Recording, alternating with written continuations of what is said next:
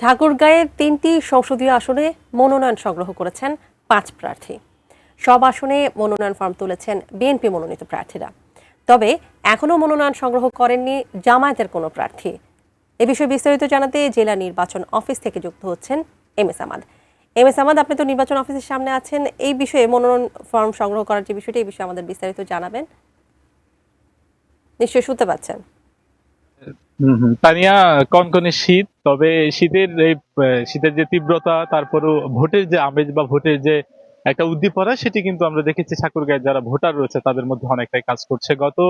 এই মনোনয়ন সংগ্রহের তারিখ ঘোষণা হবার পরপরই এখন পর্যন্ত আমরা নির্বাচন অফিস আমাদেরকে জানিয়েছেন এখন পর্যন্ত ৫ জন যে মনোনীত যারা প্রার্থী রয়েছেন তারা কিনেছেন। তার মধ্যে রয়েছেন ঠাকুরগাঁও ১ আসন, যেটি বিএনপির মহাসচিব মির্জা ফখরুল ইসলাম আলমগীর মনোনয়ন যে ফর্ম সেটি সংগ্রহ করেছেন, এবং ঠাকুরগাঁও ২ থেকে যে বিএনপি মনোনীত প্রার্থী ডাক্তার আব্দুল সালাম তিনি মনোনয়ন সংগ্রহ করেছেন, এবং ঠাকুরগাঁও ২ একই আসনে একজন বিএনপির যে সাবেক এমপি এবং স্বতন্ত্র হিসেবে তিনি মনোনয়ন ফর্ম সংগ্রহ করেছেন জুলফিকার আলী মুর্তুজা চৌধুরী, তিনিও বিএনপি নেতা, এবং ঠাকুরগাঁও ৩ আসনে বিএনপি মনোনীত প্রার্থী জাহিদুর রহমান জাহিদ সাবেক এমপি, তিনিও মনোনয়ন যে ফর্ম সেটি সংগ্রহ করেছেন।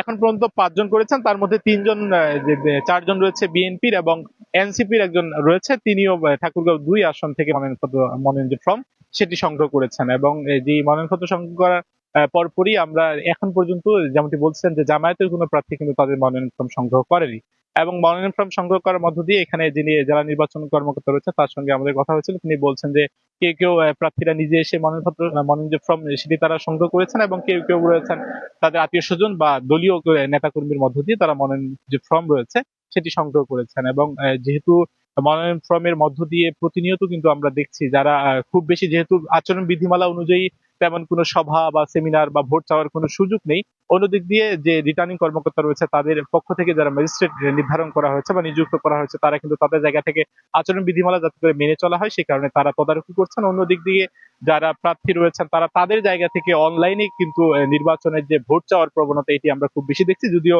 অফলাইনে তেমন নেই। তবে গল্প গুজবে, আড্ডায়, হাটে মাঠে ঘাটে, চায়ের গল্পে সব জায়গায় কিন্তু নির্বাচন নিয়ে অনেকটা কথা চলছে, এবং আগামী নির্বাচন দীর্ঘদিনের মানুষের যে একটা আকাঙ্ক্ষা এবং নতুন প্রজন্মের যে একটা আকাঙ্ক্ষা যে আগামী নির্বাচন অবাধ, সুষ্ঠু এবং নিরপেক্ষ হবে, এবং প্রধান উপদেষ্টাও বলছেন তার জায়গা থেকে বদ্ধপরিকর তিনি। এই জায়গা থেকে নতুন প্রজন্মের যারা ভোটার রয়েছেন তারাও অনেক প্রত্যাশা দিয়ে রয়েছেন, এবং যারা বিশেষ করে আগের ভোটার রয়েছেন তারাও কিন্তু নানান ধরনের জল্পনা কল্পনা এবং নানা ধরনের হিসেব তারা করছেন যে আগামী যে ১২ই ফেব্রুয়ারি নির্বাচন অনুষ্ঠিত হবে কাকে তারা নির্বাচিত করে আগামী ত্রয়োদশ জাতীয় সংসদ নির্বাচনে যে নির্বাচিত সরকার গঠন হবে তাদেরকে তারা নির্বাচন করবেন। সেটি হয়তো মনোনয়ন ফর্ম সংগ্রহ পরে জমাদানের পরে যখন আরো নির্বাচন মাঠটা, প্রচারণার মাঠটা আরো বেশি সরগরম হবে তখন আরো বিস্তারিত জানানো যাবে। তানিয়া।